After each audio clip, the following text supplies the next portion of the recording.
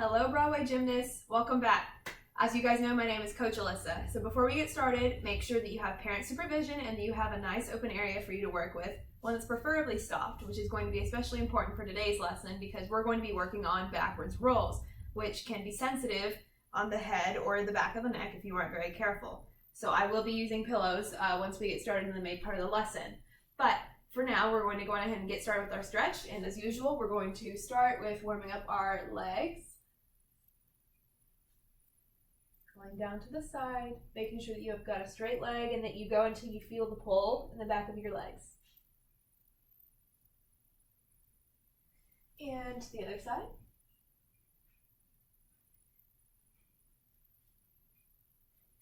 Good. And middle.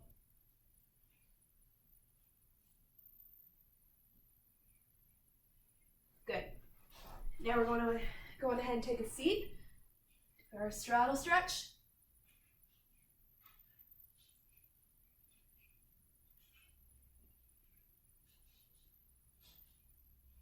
Good. And to the other side.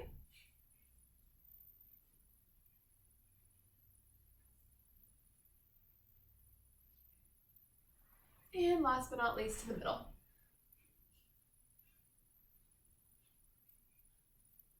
I'm going to go on ahead and do the stretch with my arms out to the side as well.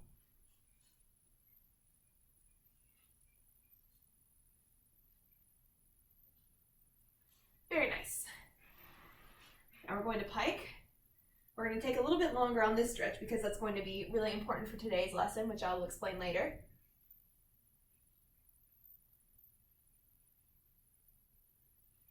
Good. And now what I want you to do is I want you to actually wrap your hands around the bottoms of your feet, kind of around your Achilles. And what I want you to do is I actually want you to try to pull your body in a little bit lower, but make sure that you keep your legs straight.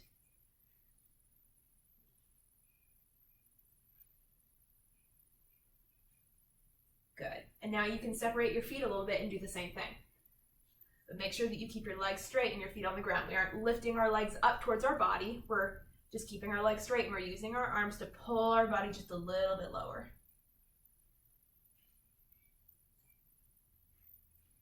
Good. Now we're going to warm up our wrists. Again, you don't have to do it exactly how I do it. Just do it to whatever is comfortable for you. I like to stretch my hands forwards, backwards, sideways, and making sure that I get a good 360 around my wrists.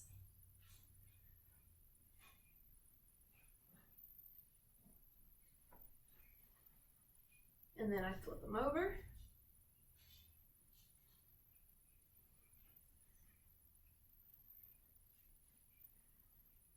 Good. And then I like to roll them out. And roller coaster. Good. Now, I'm going to finish up with a bridge because we're going to need to warm up our back for today's lesson and also working on pushing through our arms because that's going to be very important. So, go on ahead and bridge up. Make sure that you fully extend your shoulders. Good. And rock and roll. Good. Now one of the other things I want you to practice before today's lesson is a candlestick. So we're going to do two things. We're going to go in a pike, and we're going to raise our body up into a candlestick.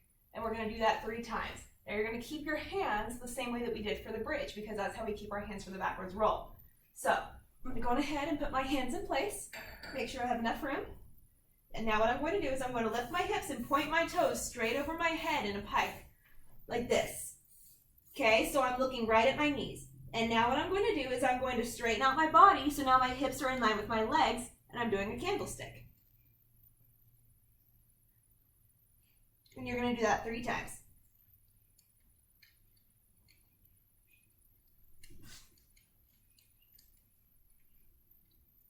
And then stick. Good. So, if you need to warm up anything else, feel free to do so, but if not, we're going to move on to the part of the lesson that is talking about the backwards rolls. Before I show you the backwards roll, I'm going to tell you some things that you should keep in mind. So as you can see, I've already set up a drill, but it's also a form of safety.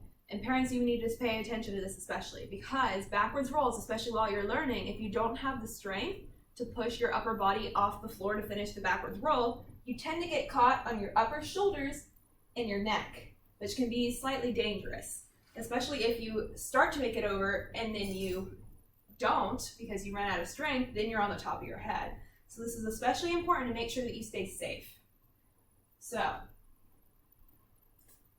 one of the other things that this drill is helpful for is, as you guys know, we at the gym have cheese mats, or the wedges, the ones that are at a downwards hill. So I've stacked up the pillows here, so that way this is almost like the top of the cheese mat, and then this is where my head and neck would go. So then it's a little bit more padding, and of course you can increase the padding there.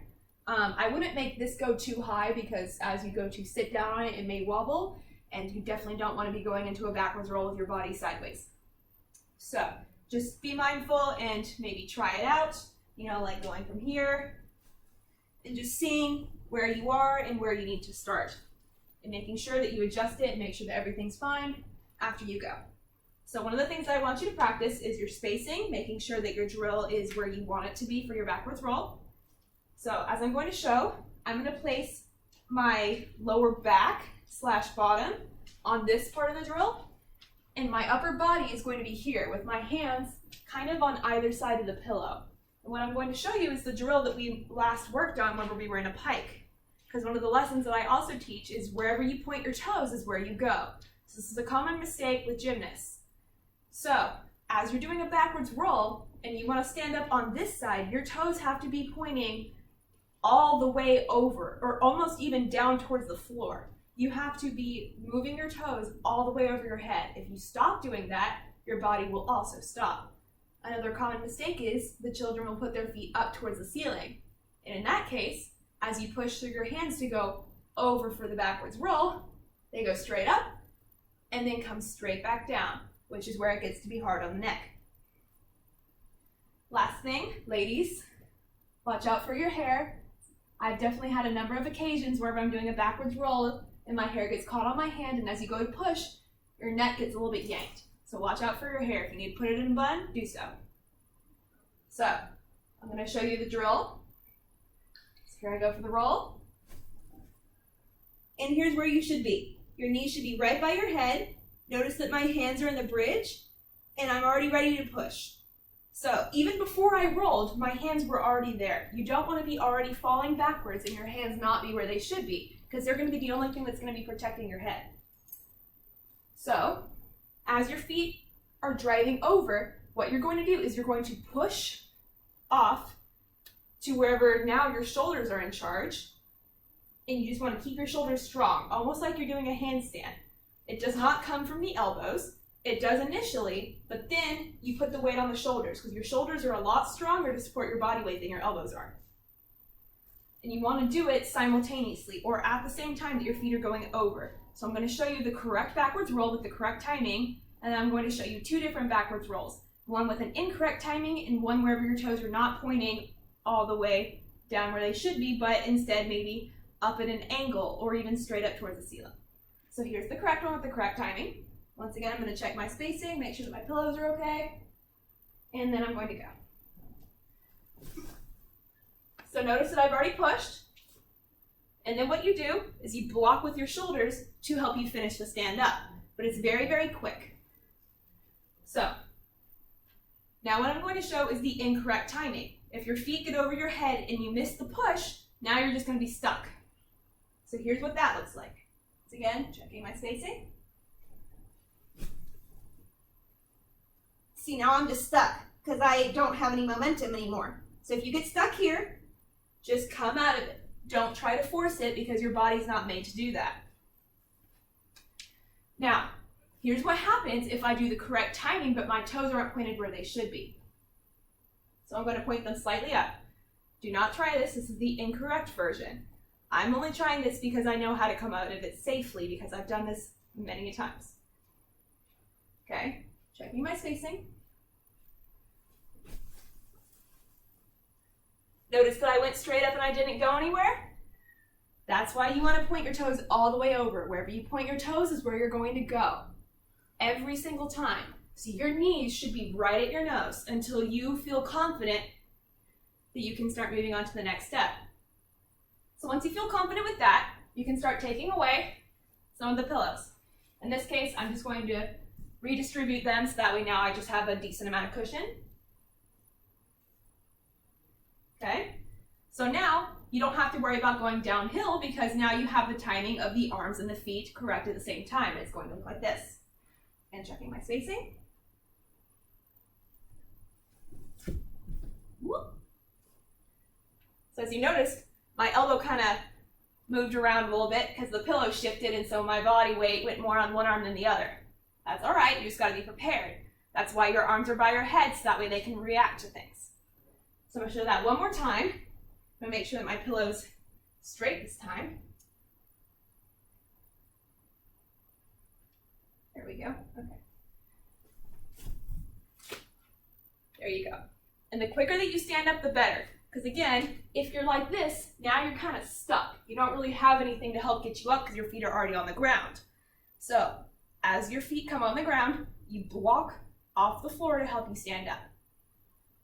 So get that down, and then once you do, then I'm going to show you a couple of other things that you can do with your backwards roll.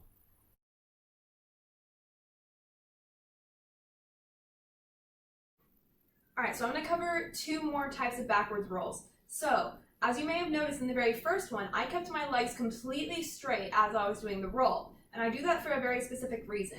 And it all goes back to, again, where you point your toes is where you go. So there are benefits to doing a backwards roll in a tuck position, right? It helps you go over faster, so that way maybe you don't get as stuck. And as you get your legs over your head, all of your legs are over, and it makes it a little bit easier.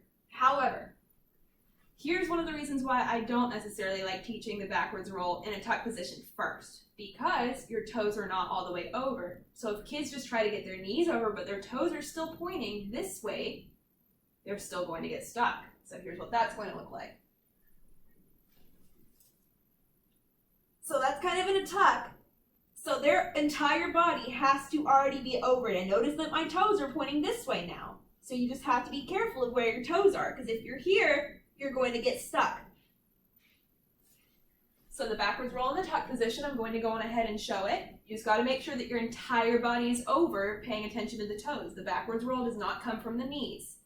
It can help get you over, but it'll be a little bit harder unless you also work with your toes. So here's this one. You also want to be mindful of your knees, because again, your knees are going right by your face. So you may have seen in the video, or you may not have, my knees were slightly parted because I like my nose. I prefer not for my knees to take it out. So now the next thing that I'm going to show you is, as you get more comfortable with the timing, there is skills such as landing in a push-up position, and that requires you delaying the time that your feet hit the ground. So that does mean that instead of you getting your toes as quickly to the floor as possible, you almost kind of want to float a little bit and then let your feet come down. That does not mean that they're going straight up to the ceiling. That is an entirely different skill that I'm not going to show on this video because I do not think that it is safe to do at home. That is something that you want to do in a more controlled environment whenever you have a coach spotting you to lift you straight up. But if you're curious, it's called a back extension roll. But what I'm going to show you is doing the backwards roll to a push-up position, and then how you can do drills to strengthen your arms. That way, if you would like to try whenever you get back to the gym, you can work on back extension rolls. So I'm just going to show to the push-up position first. So essentially what that entails is getting your arms in the locked out position quickly, and not so locked out that you hyperextend your arm, just making sure that the weight's being carried on your shoulders. And then instead of bringing your feet straight down into pike, you're going to squeeze your body in a hollow and allow your feet to come down a little bit later. So here's what that looks like. And checking my surroundings. So as you notice, my feet are further away. So what happened is I pushed and I stayed pushing, and I squeezed and waited for my body to finish coming down. So I kind of just let gravity do its thing while I squeeze my muscles instead of forcing my feet down as quick as possible. So you just got to squeeze and be confident in yourself. So then you can take it to the next level, and you can essentially just keep delaying how long it takes for your feet to hit the ground. You still want to land that push-up body though. So I'm going to take it just a little bit higher, but I'm not going to go anything extreme because I still want to be safe. So here's going to be the last one I'm going to show you.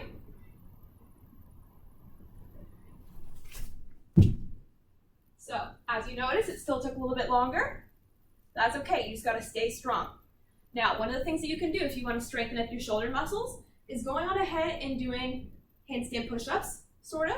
So what you can do is you can either put your feet up on the wall to wherever you're straight up and down in a handstand, or you can put your feet kind of on a couch or something like this to wherever you're in a pike and doing push-ups like this. So now you're not having your entire body weight. Well, this isn't quite high enough.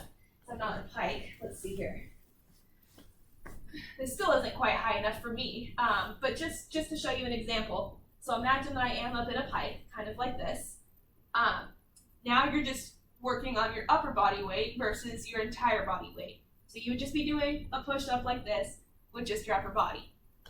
So what you want to see is you want to see a 90-degree angle. So the space that you're putting your lower body on should be high enough that you make a 90-degree angle, with this being your hips and bottom, and then your upper body going straight up and down. So that is it for today's lesson. If you have any questions or concerns, please feel free to let us know. But if not, good job today, gymnasts, and I will see you later.